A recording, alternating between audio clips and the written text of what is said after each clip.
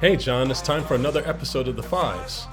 That's right, Kai. And this week we have a psychedelic love letter to Los Angeles, the opening to a fantasy, steampunk, and coming-of-age anime, a tale about a haunting and hypnotic forest, a reality-bending series told through recaps, and the Wu-Tang saga continues in AI video. I'm John Rogers. And I'm Kai Turner. Number one.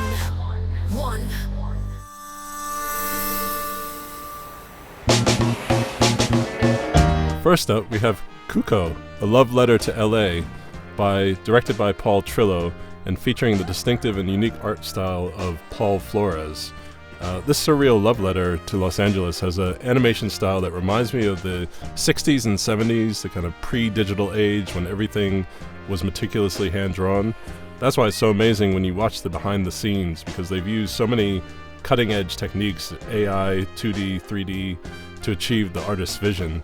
I think this is exactly why you and I are waiting for the fear and hesitation of the creative community to move into embracing AI so that artists can really realize their dreams like this. Yeah, this is really an amazing video, Kai. I love how they produce this. There's the behind-the-scenes video that accompanies this, which I highly recommend everyone watch, really goes into the process. But specifically what got my attention was they took 60 images from the artist Paul Flores, and just with those 60 images, they were able to create the entire town that this video takes place in. They call it Cuco Town. And from that, they were able to do all of the animation. So it really shows how, with working with an artist who has a specific style that you want to work with, just a small number of images can be used to create an entire environment in a video. So highly innovative, really amazing work here. Number two.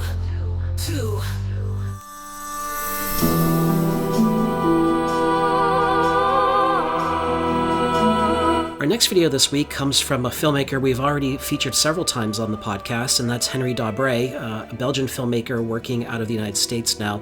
And this video is called Kid Zero.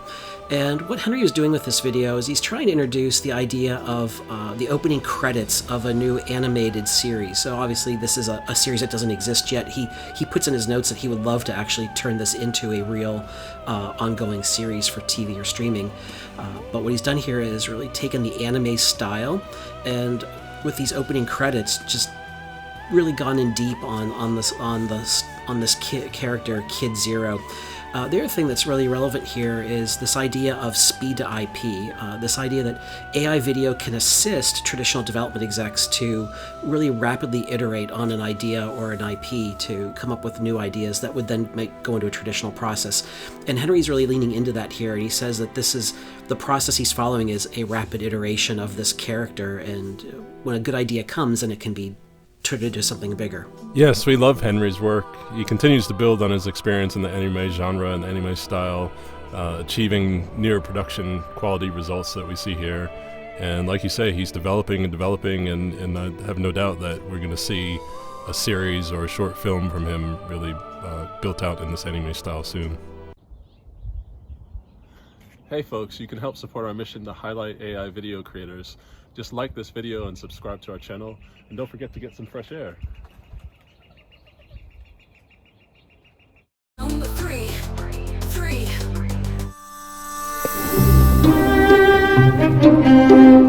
Next we have Winterhollow by Roxanne Ducharme.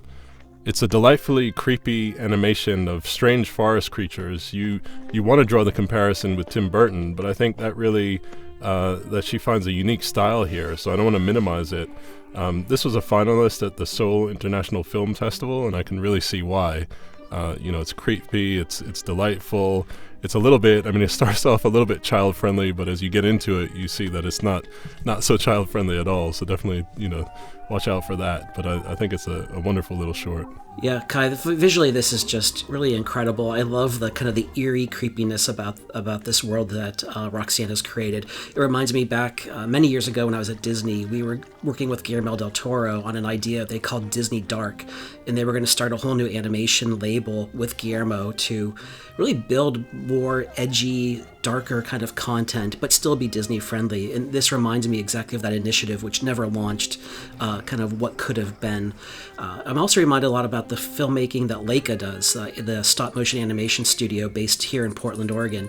The thing with Leica is that just their movies are beautiful, movies like Coraline. The challenge that they have with stop-motion is the cost of producing that kind of movie is so expensive that Leica has never actually made money as a studio.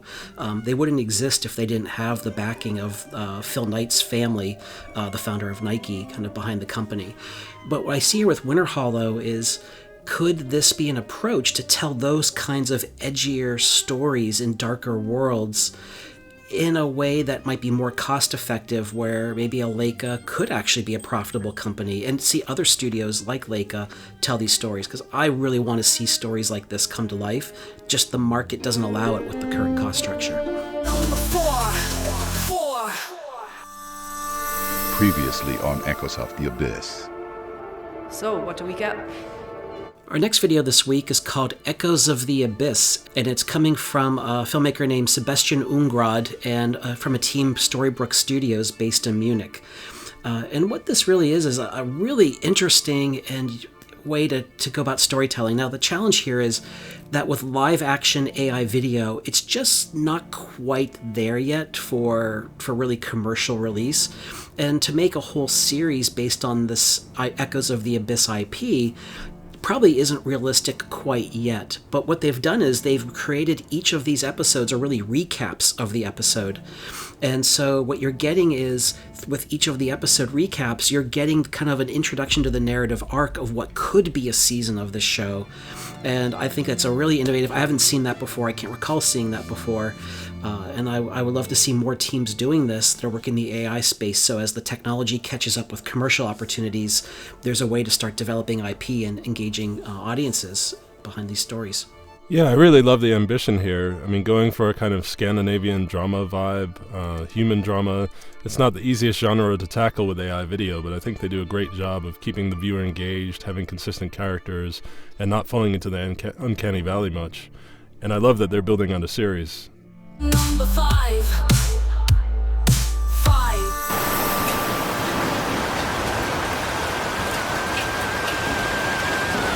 The Mandingo style takes a strong back and total breath control. If properly mastered, one's skin becomes impervious to swords, spears, and fire, even bullets. Ultimately, one becomes invincible. Finally, we have Wu-Tang's song Mandingo by Jason Zada and Secret Level. It seems like we featured Jason Zada or Secret Level every other episode at this rate. They're being very prolific with high-profile, often commercial work.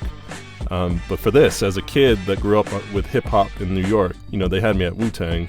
But I think they've created something that feels in line with the back catalog of their music videos.